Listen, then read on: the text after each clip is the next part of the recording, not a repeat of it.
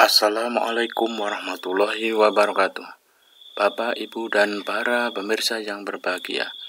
Kali ini kita akan melanjutkan pelatihan mandiri dengan topik diferensiasi dalam pembelajaran. Masuki materi pelibatan murid dengan aktivitas pelepasan tanggung jawab bertahap. Prioritas yang berikut.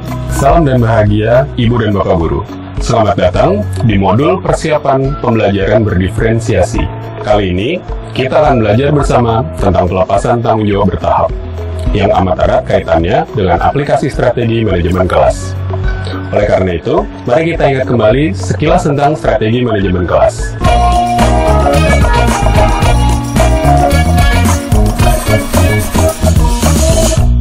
Ibu dan Bapak Guru, masih ingatkah beberapa strategi manajemen kelas yang sudah kita pelajari bersama sebelumnya? Strategi manajemen kelas bertujuan untuk menciptakan pembelajaran yang efektif dan menyenangkan bagi murid.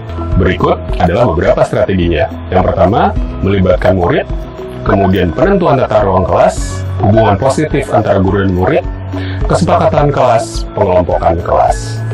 Ragam strategi kelas dapat Ibu dan Bapak modifikasi dengan strategi lainnya yang menurut Ibu dan Bapak efektif. Ragam strategi manajemen kelas dapat kita upayakan untuk membuat proses belajar yang nyaman sehingga murid dapat terlibat secara aktif di dalam kelas. Ibu dan Bapak tentu cukup familiar dengan pendekatan pembelajaran konstruktivis atau sering juga disebut CBSA, cara belajar siswa aktif, di mana sesungguhnya siswa dapat mengkonstruksi pengetahuan secara mandiri melalui pendampingan dan bimbingan guru. Pelepasan tanggung jawab bertahap merupakan salah satu cara untuk membimbing murid mengkonstruksi pengetahuan secara bertahap. Hal lain yang perlu ditekankan yaitu manajemen kelas yang baik perlu bukan hanya untuk guru tetapi juga untuk muridnya. Lalu, apa kaitan manajemen kelas dengan proses pelepasan tanggung jawab bertahap dari guru kepada murid? Ada baiknya kita pelajari bersama dulu apa yang dimaksud dengan pelepasan tanggung jawab bertahap agar dapat melihat benang merahnya. Pelepasan tanggung jawab bertahap adalah sebuah proses di mana tanggung jawab berpikir perlu secara bertahap bergeser dari guru hingga akhirnya murid dapat mengaplikasikan sebuah ilmu secara mandiri, sesuai dengan teori yang dikemukakan oleh Pearson dan Gallagher pada tahun 1983. Selama ini, kita mungkin sudah melakukan dan mengenal pendekatan cara belajar siswa aktif, di mana murid dapat belajar secara mandiri dan aktif dalam proses belajarnya. Ibu dan Bapak, ternyata dengan bimbingan guru, kita juga bisa mendorong murid untuk dapat mengkonstruksi pengetahuan secara mandiri. Pelepasan tanggung jawab bertahap ini merupakan salah satu cara untuk membimbing murid untuk dapat mengkonstruksi pengetahuannya sendiri. Implementasi proses pelepasan tanggung jawab bertahap dari guru kepada murid memiliki 4 tahapan penting yang dapat digambarkan dalam 2 piramida ini. Masing-masing porsi tanggung jawab yang dipikul oleh guru dan murid terlihat jelas di tiap tahapan. Tahapan pertama diawali dengan tahap fokus pembelajaran, di mana guru memiliki porsi besar dalam memberi penjelasan tentang tujuan pembelajaran, serta mendemonstrasikan alur berpikir dalam menyelesaikan masalah terkait suatu konsep tertentu. Tahap berikutnya adalah instruksi terarah. Di tahap ini, Ibu dan Bapak dapat memberikan pertanyaan-pertanyaan pemantik yang dapat memfasilitasi pemahaman murid. Guru melakukan observasi akan keterlibatan murid dalam proses ini. Asesmen formatif dapat digunakan sebagai alat ukur perkembangan pemahaman murid yang disertai dengan umpan balik sebagai acuan murid meningkatkan pemahaman dalam proses belajarnya. Berbagai strategi lain yang dapat digunakan oleh guru di tahap ini akan lebih detail dibahas dalam materi pelibatan murid. Pada tahap ketiga, yaitu kerja kelompok, porsi tanggung jawab murid sudah menjadi lebih besar dari guru. Murid bekerja dalam grup untuk menghasilkan sebuah karya yang berkaitan dengan konsep yang sedang dipelajari. Para murid perlu menggunakan bahasa yang relevan, serta masing-masing perlu memiliki kontribusi dalam karya tersebut. Di tahap ini, para murid bekerja sama untuk memperkuat pemahaman konsep. Tahap terakhir adalah pembelajaran mandiri, di mana para murid dapat mengaplikasikan konsep yang telah mereka pelajari di dalam dan di luar kelas, dan mengaitkannya dengan berbagai hal atau disiplin ilmu lainnya. Tahap ini tidak perlu guru-guru dilakukan. Murid pastinya memerlukan waktu berlatih yang cukup sebelum mereka mahir dalam mengaplikasikan pengetahuannya. 4 tahap ini tidak harus dilakukan secara berurutan. Selama semua tahap ini ada dalam satu siklus pengajaran, Ibu dan Bapak dapat menyusun secara bebas tahap mana yang akan dilakukan terlebih dahulu, disesuaikan dengan kebutuhan pengajaran yang ada. Sebagai gambaran, kita ambil contoh penerapan proses pelepasan tanggung jawab di pembelajaran IPA pada kelas 10 dalam topik dunia hewan.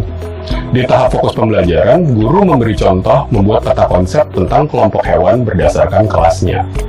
Di tahap instruksi terarah, murid diajak mencari informasi yang detail mengenai masing-masing kelas hewan dan membuat catatan dari bahan belajar yang telah disediakan. Guru perlu memberikan pertanyaan-pertanyaan pemantik, seperti, dari tiap kelas hewan yang berbeda, adakah kesamaan yang dapat kalian temukan? Hubungan apa yang dapat kalian temukan antar satu kelas hewan dengan lainnya?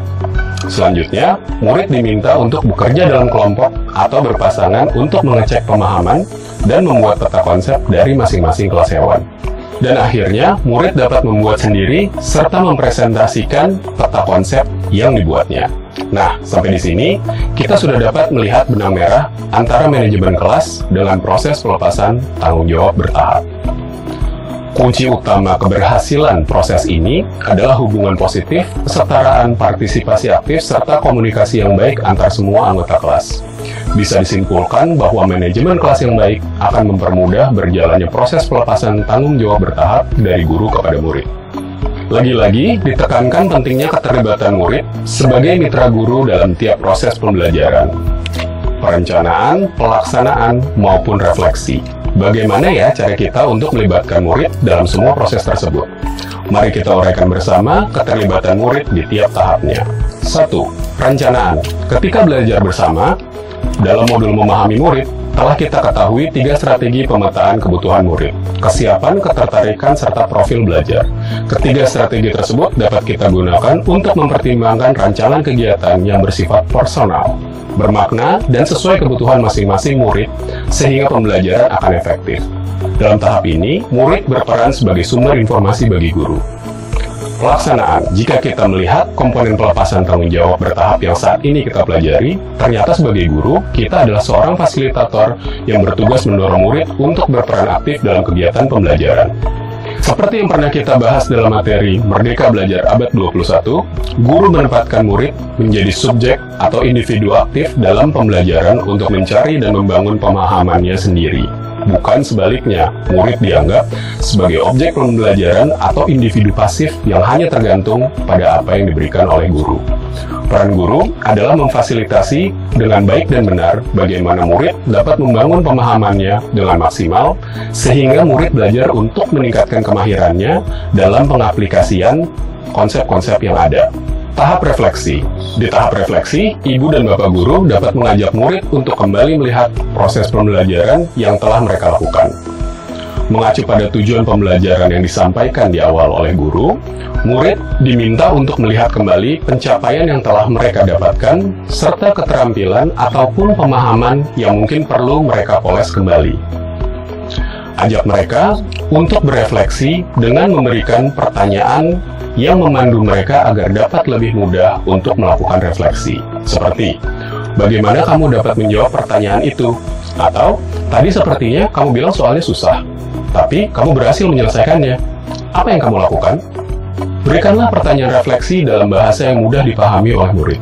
Ibu dan bapak guru dapat memberikan daftar capaian-capaian yang dilalui pada serangkaian proses belajar. Dengan begini, murid dapat melihat sendiri mana yang ia bisa, masih perlu belajar, mana yang paling puas, dan sebagainya. Terkait hal ini, untuk lebih jelasnya, ibu dan bapak juga dapat melihat materi di modul refleksi dalam pembelajaran. Hasil dari refleksi murid perlu dikomunikasikan kepada murid kembali, sehingga kita dapat memberikan umpan balik, juga sebagai bahan pertimbangan perencanaan pembelajaran lanjutan. Begitulah siklus ini akan terus berulang.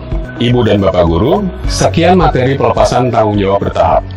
Seperti yang disebutkan tadi, untuk bersama memahami lebih jauh tentang partisipasi aktif murid dalam pembelajaran, ibu bapak dapat melihatnya dalam materi pelibatan murid.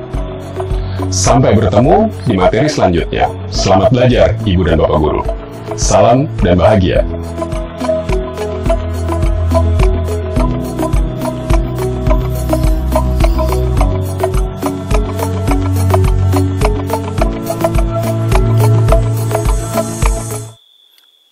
semoga bermanfaat. Assalamualaikum warahmatullahi wabarakatuh.